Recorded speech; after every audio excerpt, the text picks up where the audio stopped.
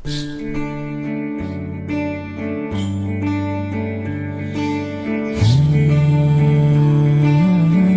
नमस्ते, welcome back to my new vlog guys. And I hope तपाईँहरू सबैजना सन्चै आरामै हुनुहुन्छ होला।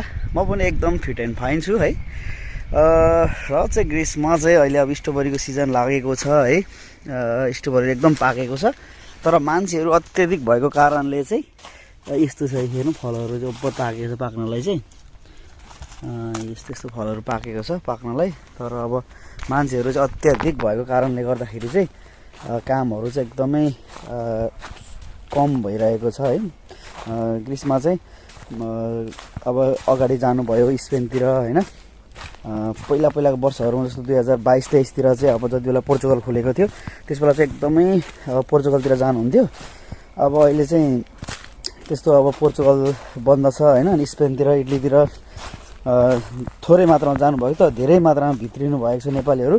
त्यो भएर चाहिँ एकदमै चाहिँ मान्छे धेरै भएर चाहिँ अब कामहरू चाहिँ गत वर्षको तुलनामा अझै कम भइरहेको अवस्था छ है त यहाँ चाहिँ। अनि र त्यही हो, अब यहाँको हालत अब त्यस्तै छ। पासपोर्ट टोली आउँदैछ है, कतिजनाले फर्म भर्नुभएको छ र फर्म भरिसकेपछि जसले चाहिँ पैसा पठाउनु भएको छ होइन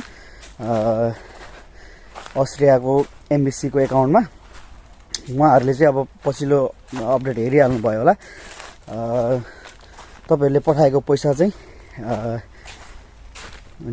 बिहानले जुन दिएको थियो एउटा मेल होइन, त्यो मेलमा चाहिँ मेल गरिदिनु होला जिमेलमा है।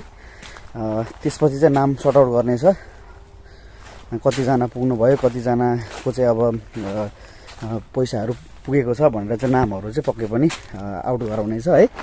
त्यसपछि तपाईँहरूले फिक्स हुनेछ है त। र त्यही हो, अब यताको त हालत यस्तै छ। मान्छेहरू एकदमै धेरै भएर चाहिँ कम छ एकदमै काम चाहिँ, र माहौल पनि अब खराबै छ भनौँ। ग्रीष्ममा चाहिँ त्यस्तो कुनै नयाँ नियमहरू आउन सकिरहेको छैन। त्यो भएर चाहिँ एकदमै गाह्रो छ। र विशेष गरी त आज अब म नेपालकै विषयमा चाहिँ कुरा गर्न आइरहेको छु। एकदमै खुसीको माहौल छ नेपालमा चाहिँ। विशेष गरी जुन तरिकाले अहिले नेपाली जनताहरूले चाहिँ आक्रोश पोख्नु भएको छ, जुन तरिकाको फ्रस्ट्रेसन चाहिँ अहिले भोट मार्फत उतारेको छन् नेपाली जनताहरूले, एकदमै चाहिँ होइन। जति पनि विदेशमा रहेका करोडौँ युवाहरू छन् एकदमै खुसीले गदगद भएको छन्, पक्कै पनि हामी जस्तै सबैजना। किनभने अब चाहिँ के हुन्छ कि भन्ने जस्तो दिन आएको छ, युवाहरूले चाहेकै भएको छ अहिले चाहिँ। र विशेष गरी हामीले रुचाएको आश गरेको एकदमै भरोसा र आश गरेको मान्छे भनेको बालेन्द्र शाह हो, बालेन। र चाहिँ बालेनले चाहिँ 5 वर्ष चाहिँ पक्कै पनि देशको नेतृत्व गरिसकेपछि भनेको चाहिँ एउटा देशलाई चाहिँ कुनै एउटा राम्रो दिशातिर डोर्याउलान्, देशमै केही गर्ने एउटा वातावरण बनाउलान्, यत्र युवाहरूलाई चाहिँ पक्कै पनि देशमै एउटा रोजगारी सिर्जना गर्लान् भन्ने धेरै चाहिँ नेपाली विदेशी युवाहरू जो विदेशिएका छन्, विदेशीका युवाहरू करोडौँ युवाहरूको चाहिँ पक्कै पनि आशा छ। र त्यो आशा पक्कै पनि उनले एकदम सहीमा परिणत गराउलान् भन्ने चाहिँ आशा गरेको छौँ होइन हामी सबैजनाले। र हामीले जे जति सपोर्ट गर्न सक्यौँ पक्कै पनि गरेका थियौँ होइन। सबैतिर हामीले जति आफन्त साथीभाइ सबैसँग चाहिँ हामीले चाहिँ अब सल्लाह गरेर विदेशबाटै गर्न सक्ने हामीले चाहिँ होइन भोट चाहिँ सबैले हामीले चाहिँ अब मागेका थियौँ। त्यही तरिकाले अब अहिले अब जितेको पनि छ है सबैतिर प्रायः जसो। लगभग अब बहुमत त लगभग कन्फर्मै भइसकेको छ। र 2/3 अब समानुपातिको मत पछि चाहिँ 2/3 नै पुग्छ कि भन्ने पनि एउटा अब आकलन छ। हेरौँ कस्तो हुन्छ।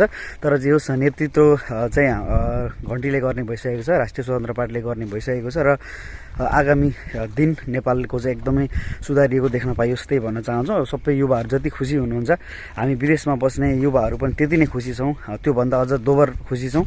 किनभने केही अब त्यस्तो नेपालमै रोजगारी सिर्जना हुन्छ कि नेपाल एउटा राम्रो बाटोतिर अब डोरिन्छ कि भन्ने चाहिँ सबैजनाको अब आश भरोसा नै त्यही छ।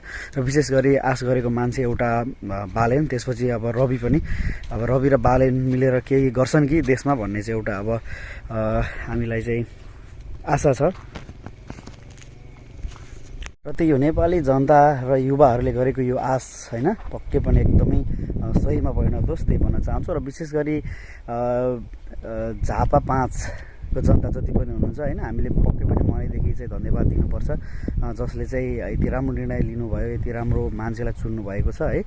अब चाहिँ केही दिनमै प्रधानमन्त्री एकदमै अब विश्वकै कान्छा प्रधानमन्त्री बन्दैछन् बालेन है। एकदम खुलेरै समर्थन गरेका छौँ हामी सबै विदेशी युवाहरूले चाहिँ। पक्कै पनि राम्रो काम केही हुनेछ होइन। अब चाहिँ यो जति पनि युवाहरूको आक्रोश थियो र देशैभरिबाट जुन तरिकाले सपोर्ट आयो, जुन तरिकाको चाहिँ चेन्ज आयो भोटमा होइन, एकदमै चाहिँ हेर्न लायक छ र आगामी दिनहरूमा एकदमै राम्रो हुन्छ भन्ने आशा पनि गरेका छौँ। र विशेष गरी हामी जस्तो युवाहरूले चाहिँ, विदेशीका जो पनि युवाहरू हुनुहुन्छ सबैजनाले चाहिँ आश धेरै गर्नुभएको छ, हामी पनि देश फर्किन सकौँ, देशमै केही गर्न सकौँ भन्ने चाहिँ विगतको जस्तो दिनहरू नहोस् भन्ने चाहिँ आश लिएका छौँ। हेरौँ कस्तो हुन्छ है।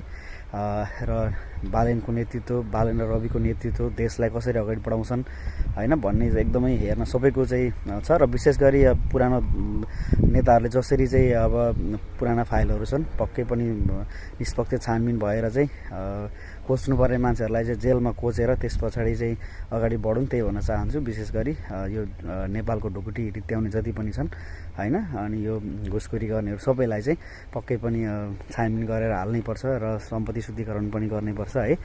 हेरौँ अब के गर्छ। बहुमत आयो भने त पक्कै पनि सबै गर्छ होला जस्तो लाग्छ होइन।